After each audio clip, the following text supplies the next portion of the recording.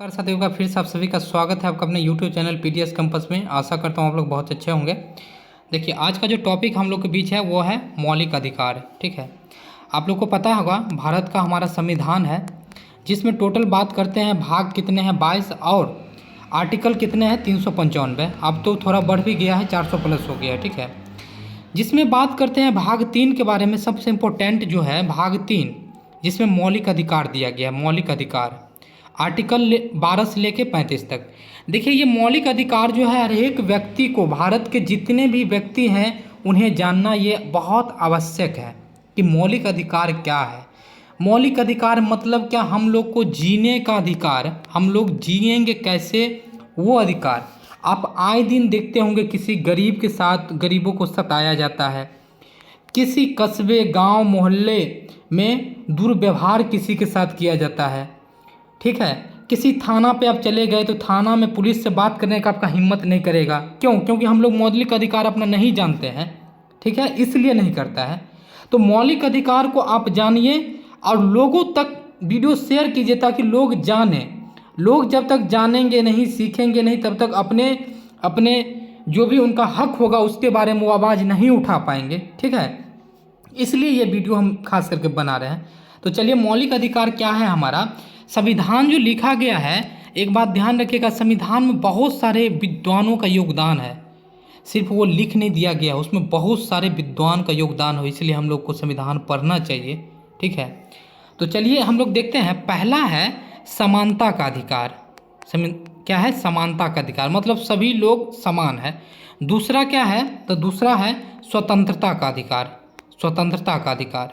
तीसरा क्या है? तो तीसरा है आपका शोषण के विरुद्ध अधिकार, मतलब आप जो है आपका कोई शोषण नहीं कर सकता है। चौथा क्या है? धार्मिक स्वतंत्रता, आप धर्म के लिए स्वतंत्र है, किसी भी धर्म को ज्वाइन कर सकते हैं। पांचवा क्या है? तो पांचवा है शिक्षा एवं संस्कृति का। ठीक है, शिक्षा एवं संस्कृति। और छठा क्या है? संपत्ति का अधिकार था जिसे खत्म कर दिया गया है। अब इन सभी को हम लोग डिटेल्स में थोड़ा देख लेते हैं। ठीक है ना, डिटेल्स में देखते हैं। चलिए, आर्टिकल 12 से लेकर के 35 तक है, आप लोग जानते हैं। आर्टिकल 12 क्या कहती है? राज्य के सभी व्यक्तियों को मूल अधिकार की संरक्षण दी जाएगी। राज्य के जितने भी व्यक्ति हैं सभी को मूल अधिकार की संरक्षण दी जाएगी सरकार के द्वारा। ठीक है, संविधान के द्वारा। आर्टिकल 13 कहती है ऐसा कोई मूल अधिकार नहीं दिया जाएगा जिससे दूसरे को प्रॉब्लम हो, ठेस पहुँचे। जैसे मान लीजिए कोई अल्पसंख्यक वर्ग के लोग हैं, उसे अब थोड़ी ना दे दिया जाएगा कि तुम जो यहाँ पे दूसरे लोग हैं उसको गोली जाके मार दो। ठीक है, उसको ठेस पहुँचेगा, इसलिए उसको ऐसा अधिकार नहीं दिया जाएगा। आप देखते हैं मेन रूप से 12-13 तो सिर्फ ये कह रहा था। आप देखते हैं हम लोग 14 से लेकर के 18 के बीच में, जो कि पहला क्या है? समानता का अधिकार। ठीक है, आर्टिकल 14 क्या कहती है? कानून के समक्ष समानता, मतलब कि कानून के समक्ष में, सामने में सभी लोग बराबर है। कानून के नज़र में देखते होंगे कानून पे काला पट्टी क्यों बंधा हुआ आंख पे रहता है? क्योंकि वो देखते नहीं है कि वो अमीर है वो गरीब है। वो जब भी फैसला सुनाते हैं तो वो क्या करते हैं, जो वहाँ पे जो भी चीज़ें, जो व्यक्ति वहाँ पे जो गुनाह किए हुए रहते हैं, ठीक है ना, उन चीज़ों को देख करके कानूनी कार्रवाई की जाती है। ये नहीं देखा जाता है कि वो अमीर है और वो गरीब है। ठीक है, 15 नंबर क्या कहती है? जाति धर्म की समानता। आप किस जाति से हैं, नहीं हैं, इस बारे में अगर आप किसी को बताइएगा कि नहीं हम इस जाति से, हम उच्च जाति के हैं, तुम नीच जाति के हो, तो ऐसी चीज़ें नहीं है। उसके बारे में समानता की बात की गई है आर्टिकल 15 में। अगर कहीं पे भी समाज में आपको बोला जा रहा है कि तुम हो छोटे जाति के लोग, ठीक है, तुम हो छोटे जाति के लोग, हम हैं बड़े जाति के लोग, ऐसा कभी भी किया जाएगा तो आप आर्टिकल 15 के द्वारा सीधे सुप्रीम कोर्ट जा सकते हैं। हाई कोर्ट छोड़ दीजिए, सीधे सुप्रीम कोर्ट जा सकते हैं। उसके बाद देखिए क्या नतीजा होता है उसका। आर्टिकल 16 क्या कहती है? लोक नियोजन की समानता, मतलब नौकरी में अब ऐसा नहीं है कि सिर्फ समाज में बड़े लोग रह रहे हैं, बड़े कास्ट के लोग रहे हैं, उसी को नौकरी दिया जाएगा। सभी के लिए नौकरी की उपबंध की जाएगी। उसे ही कहते हैं लोक नियोजन की समानता। देखते होंगे जो भी वैकेंसी निकलती है सभी के लिए निकलती है।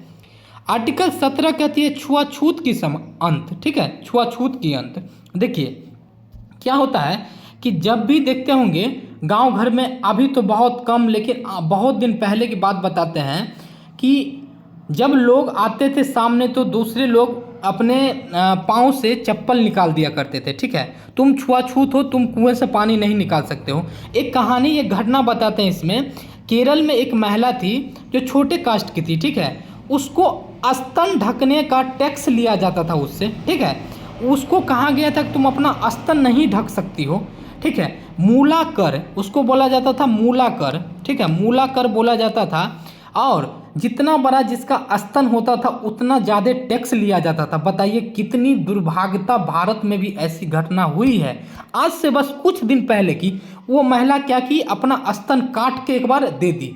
उसके बाद उस पर आंदोलन हुआ, उस कर को ख़त्म किया गया। वही बात है छुआछूत कांड।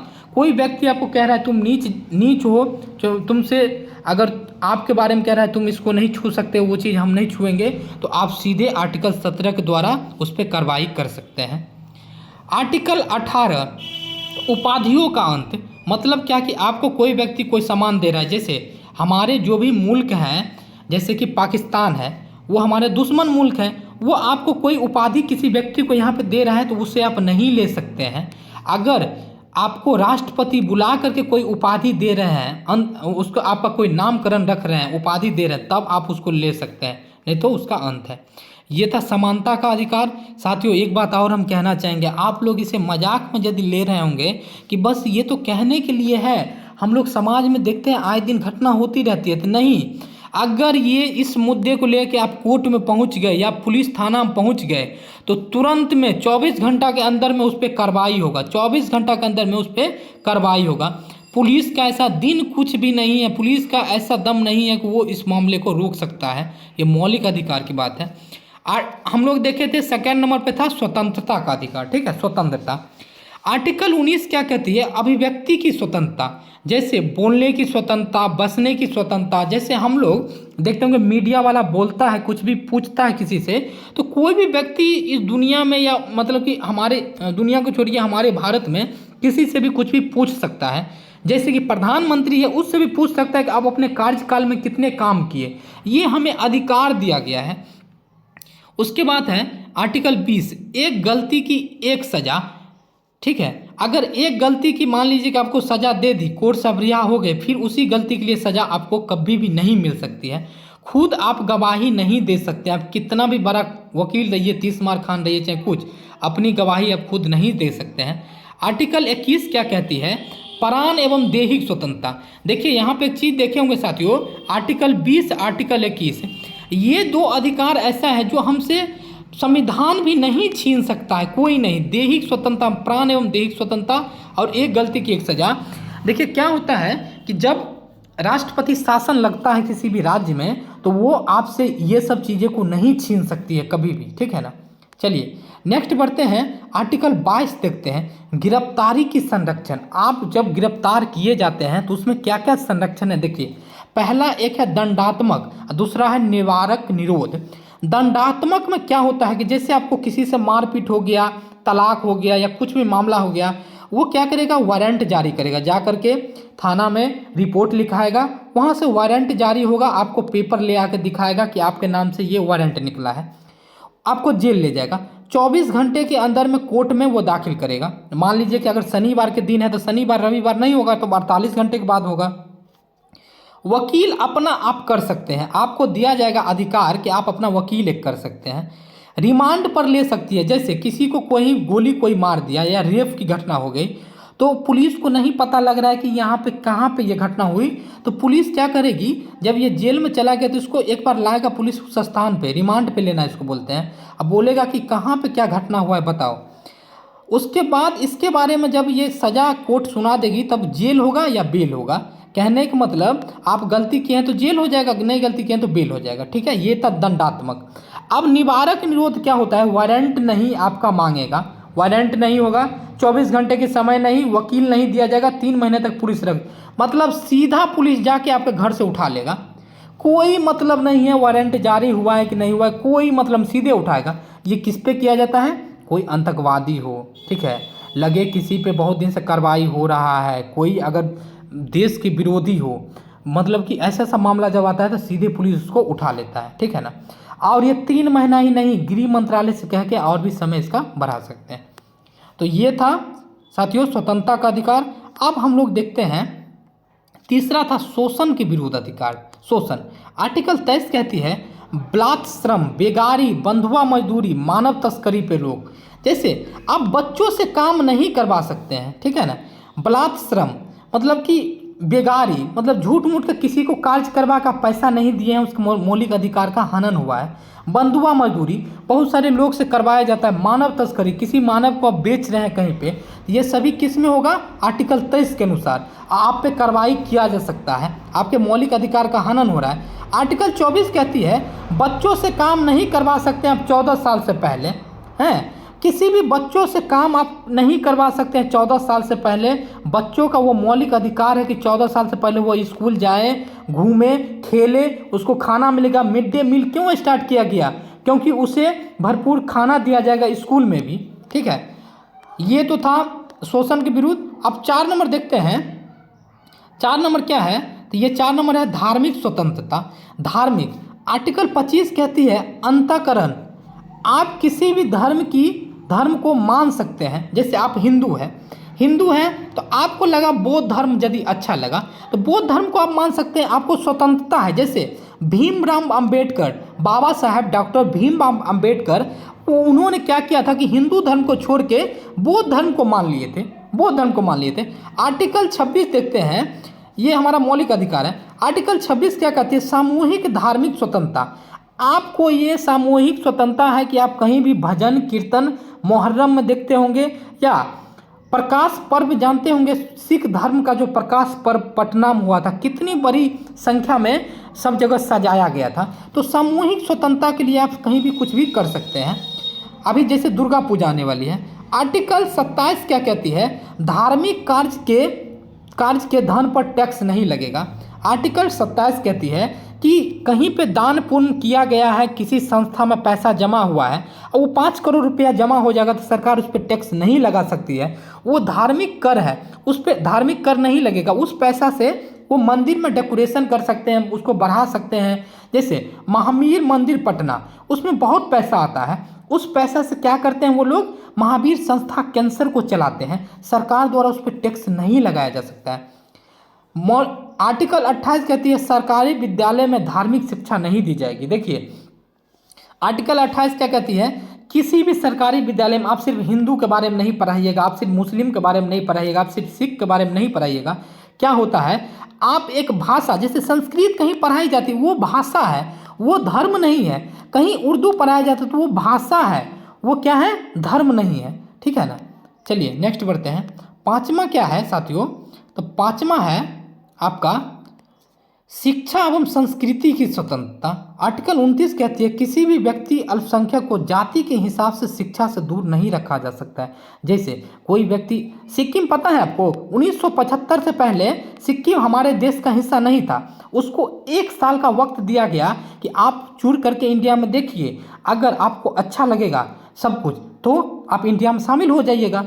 तो सिक्किम क्या किया कि सिक्किम ने 1 साल तक इंडिया में रहा, घूमा फिरा पूरे बहुत अच्छा से, उसको बहुत अच्छा लगा समानता, और हम लोग भी उसके साथ अच्छा व्यवहार किए हैं। तो 1975-76 में हमारा वो राज्य बन गया था, 22वां राज्य बना था, ठीक है ना।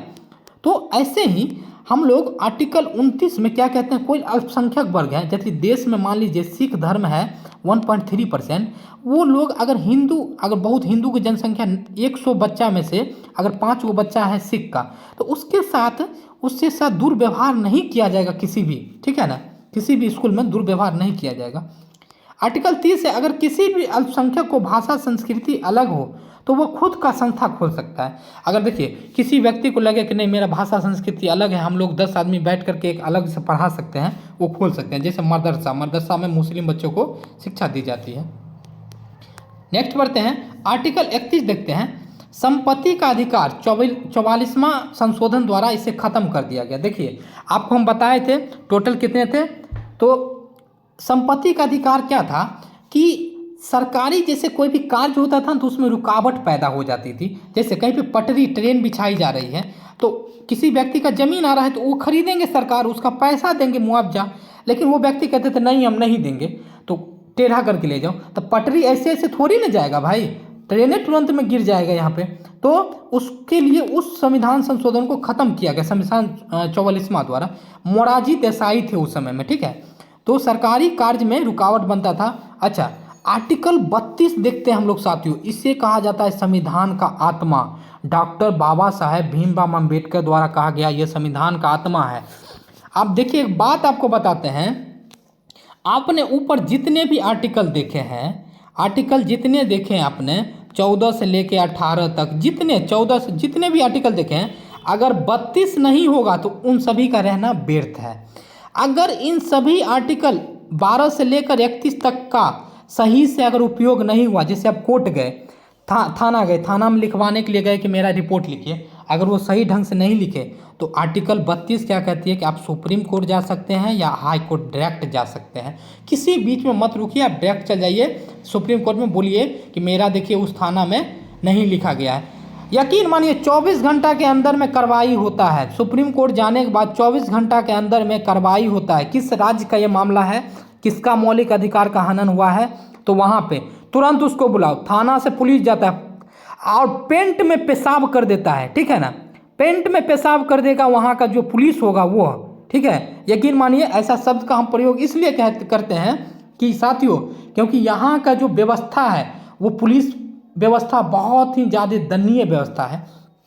तो हम लोग को ये जान करके रखना चाहिए कि हमारे मौलिक अधिकार किसी का भी हनन होता है तो हम लोग क्या करते हैं, सुप्रीम कोर्ट डायरेक्ट जा सकते हैं। अच्छा, सुप्रीम कोर्ट आप गए डायरेक्ट, ठीक है ना, सुप्रीम कोर्ट जाने के बाद डीएसपी, एसपी, डीआईजी, कलेक्टर तक की हम बात करते हैं, आईएएस, सबका औकात जो है ना 0 तक रह जाता है, 0 तक, ठीक है। सुप्रीम कोर्ट में डायरेक्ट कहता है कौन हो तुम, बैठो, बैठने नहीं दिया जाता है उन लोगों को।